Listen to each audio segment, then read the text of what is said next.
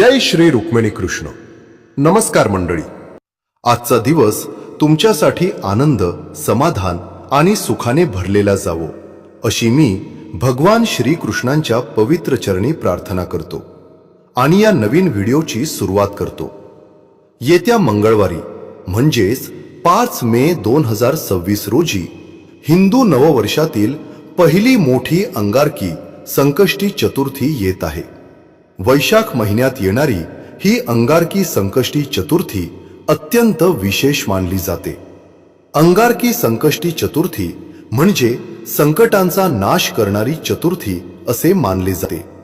जो भक्त मनापासून व्रत आणि उपवास करतो आणि विधीपूर्वक श्री गणेशाची पूजा करतो त्याच्या सर्व अडचणी आणि संकटे गणपती बाप्पा दूर करतात. तसेच जो कोणी हे व्रत श्रद्धेने करतो त्याच्या सर्व इच्छा पूर्ण होतात. संकष्टी चतुर्थी जर मंगळवारी येते तर तिला अंगारकी चतुर्थी असे म्हणतात आणि ही तिथी अत्यंत शुभ समजली जाते. जे गणेश भक्त प्रत्येक महिन्यातील संकष्टी चतुर्थी पाळू शकत नाहीत त्यांनी किमान अंगारकी चतुर्थीचे व्रत नक्की करावे. असे केल्याने त्यांना 21 संकष्टी चतुर्थीचे पुण्य प्राप्त होते, म्हणजेच वर्षभराच्या सर्व संकष्टीचे फळ मिळते अशी श्रद्धा आहे. आता या अंगारकी चतुर्थीचे व्रत कसे करावे, उपवास कसा पाळावा, उपवास कधी सोडावा, कोणते पदार्थ खाणे टाळावे आणि कोणत्या नियमांचे पालन करावे, तसेच उपवास सोडण्यापूर्वी कोणती कृती करावी जेणेकरून व्रत पूर्णत्वास जाईल याबद्दलची सविस्तर माहिती आपण या व्हिडिओमध्ये पाहणार आहोत. त्यामुळे हा व्हिडिओ शेवटपर्यंत नक्की पहा. जर तुम्ही चॅनलवर नवीन असाल तर सबस्क्राइब करा, बेल आयकॉन दाबा आणि कमेंटमध्ये ओम गण गणपतेय नमः नक्की लिहा, ज्यामुळे गणपती बाप्पांचे आशीर्वाद तुमच्यावर आणि तुमच्या कुटुंबावर सदैव राहतील. तर पहा, 5 मे मंगळवारी येणारी ही अंगारकी संकष्टी चतुर्थी तिथी पहाटे 5:24 सुरू होईल आणि 6 मे 2026 रोजी सकाळी 7:51 समाप्त होईल. त्यामुळे उदय तिथीनुसार 5 मे मंगळवारीच उपवास आणि पूजा करावी. अंगारकी चतुर्थीचे व्रत अत्यंत प्रभावशाली मानले जाते. जे लोक दर महिन्याची संकष्टी चतुर्थी सुरू करू इच्छितात त्यांनी या दिवसापासून व्रताची सुरुवात करणे उत्तम मानले जाते. आता जाणून घेऊया की या दिवशी उपवास कसा करायचा. अंगारकी चतुर्थीच्या दिवशी दिवसभर उपवास करावा. सकाळी लवकर उठून स्नान करून स्वच्छ आणि शुद्ध कपडे घालावेत. या दिवशी रंगीत कपडे परिधान करणे टाळावे. त्यानंतर भगवान श्री गणेशाची पूजा करून व्रताची सुरुवात करावी. या दिवशी केस धुण्यास हरकत नाही. उपवासादरम्यान दिवसभर पाणी, दूध, फळे, फळांचा रस तसेच साबुदाणा, रताळे आणि वरई, भगर यांसारखे उपवासाचे पदार्थ सेवन करू शकता. जे पदार्थ तुम्ही तयार कराल त्यामध्ये सैंधव मिठाचा वापर करणे अधिक योग्य आहे, कारण उपवासाच्या वेळी शरीराला आवश्यक असलेले सोडियम यामुळे मिळते. त्यामुळे शक्यतो समुद्री मीठ टाळून सैंधव मीठच वापरावे. काही लोक या दिवशी फक्त गोड पदार्थ खाऊन उपवास करतात, कारण अंगारकी चतुर्थीला मीठ आणि तिखट टाळले जाते. जर हा नियम पाळता आला तर उत्तमच, अन्यथा सैंधव मीठ वापरून पदार्थ तयार करून खाऊ शकता. तसेच बाजारात मिळणारे तयार ज्यूस किंवा पेये या दिवशी सेवन करू नयेत, कारण त्यामध्ये कृत्रिम घटक असतात आणि ते थंड ठेवलेले असतात. त्याऐवजी घरगुती सात्विक पदार्थच घ्यावेत. बाहेरून काही घ्यायचे असल्यास नारळ पाणी, खजूर, ताजी फळे किंवा दूध यांचा आहारात समावेश करू शकता. काही ठिकाणी गणपतीच्या व्रतामध्ये भगर खाण्यास मनाई असते. जर तुमच्याकडे असा नियम असेल तर भगर टाळावी, अन्यथा ती खाऊ शकता. महत्वाची गोष्ट म्हणजे या दिवशी जमिनीखाली उगवणारे पदार्थ खाणे टाळावे. उदाहरणार्थ गाजर, बीट, मुळा आणि कांदा हे पदार्थ खाण्यास मनाई आहे. तसेच फणस किंवा फणसापासून बनवलेले कोणतेही पदार्थ या दिवशी सेवन करू नयेत. याशिवाय कोणत्याही व्रतामध्ये मांसाहार आणि मद्यपान पूर्णपणे निषिद्ध मानले गेले आहे. या पवित्र दिवशी घरात किंवा बाहेर कुठेही मांसाहार करू नये. जरी तुम्ही उपवास करत नसाल तरी घरात मांसाहार बनवू नये. जर या नियमांचे उल्लंघन केले तर गणपती बाप्पा नाराज होऊ शकतात.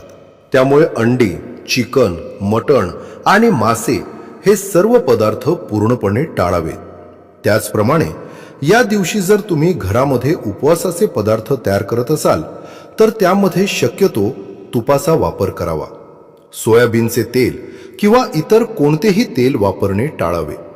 जर तेल वापरणे आवश्यक असेल तर शेंगदाणा तेल किंवा सनफ्लावर तेल वापरू शकता, परंतु सोयाबीन तेलाचा वापर अजिबात करू नये. जर या तेलाचा वापर करून पदार्थ तयार केले तर व्रत अपूर्ण राहण्याची शक्यता असते आणि त्याचे फळही मिळत नाही. तुम्ही उपवास करत असाल किंवा नसाल तरीही मी सांगितलेले सर्व पदार्थ या दिवशी पूर्णपणे टाळावेत, कारण हा संपूर्ण दिवस पवित्र मानला जातो. या दिवशी मन आणि शरीर दोन्ही सात्विक आणि शुद्ध ठेवणे अत्यंत आवश्यक आहे. अंगारकी चतुर्थीचे व्रत केल्याने कुंडलीतील मंगळ ग्रह बळकट होतो. या दिवशी श्रद्धेने श्री गणेशाची पूजा केल्यास सर्व अडथळे आणि संकटे दूर होतात आणि जीवनात सुख समृद्धी येते. श्री गणेश हे विघ्नहर्ता आणि बुद्धीचे देव मानले जातात. त्यामुळे त्यांचे हे व्रत अतिशय प्रभावी समजले जाते. या दिवशी श्री गणेशासोबतच चंद्रदेवाची पूजा करणे ही देखील परंपरा आहे आणि त्याशिवाय व्रत अपूर्ण मानले जाते. अंगारकी चतुर्थीच्या दिवशी चंद्रोदय उशिरा होणार आहे, म्हणजेच 5 मे रोजी रात्री 10:14 चंद्र उगवेल आणि त्यावेळीच चंद्रपूजा करावी. त्यानंतर श्री गणेशाची पूजा करून आरती केल्यानंतरच उपवास सोडावा. जर तुम्ही चंद्रपूजा न करता आधीच उपवास सोडला तर त्या व्रताचे फळ मिळत नाही. त्यामुळे चंद्राची पूजा करणे आवश्यक आहे. चंद्रोदयाची वेळ प्रत्येक ठिकाणानुसार थोडीफार बदलू शकते, म्हणून आपल्या स्थानिक कॅलेंडरनुसार वेळ तपासून घ्यावी. यानंतर चंद्राला अर्घ्य द्यावे. हळद, कुंकू, अक्षता आणि फुले अर्पण करावीत. नमस्कार करून नैवेद्य दाखवावा. त्यानंतर भगवान श्री गणेशाची पूजा करावी. धूप, दीप आणि नैवेद्य अर्पण करून गणपती बाप्पांची आरती करावी आणि मग व्रत सोडावे. अनेक जण सकाळी आणि संध्याकाळी गणपती बाप्पांना नैवेद्य अर्पण करताना तुळशीचा वापर करतात, परंतु हे पूर्णपणे चुकीचे आहे. जरी असे मानले जाते की तुळशी पत्राशिवाय देव नैवेद्य स्वीकारत नाहीत, तरीही गणपती पूजेमध्ये तुळशीचा वापर निषिद्ध आहे. त्यामुळे या दिवशी तुळशीचा वापर अजिबात करू नये. संध्याकाळी उपवास सोडताना जे अन्न बनवाल त्यामध्ये कांदा आणि लसूण टाळावे, कारण हे तामसिक पदार्थ मानले जातात.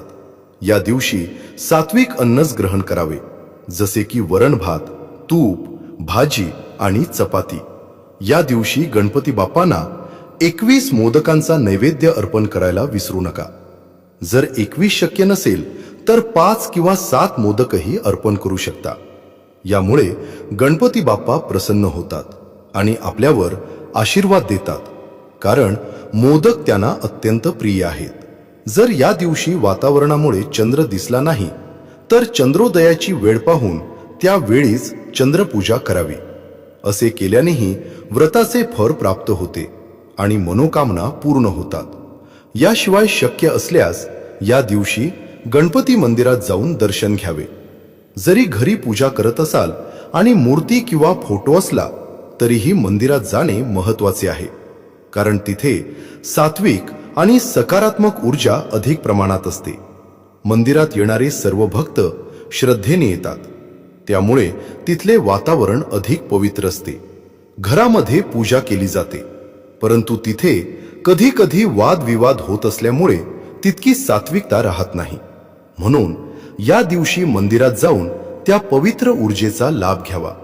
तसेच या दिवशी कोणाचाही अपमान होणार नाही याची काळजी घ्यावी आणि कोणाशीही खोटे बोलू नये। या सर्व नियमांचे पालन केल्यास तुम्हाला या चतुर्थी व्रताचे संपूर्ण फळ मिळेल।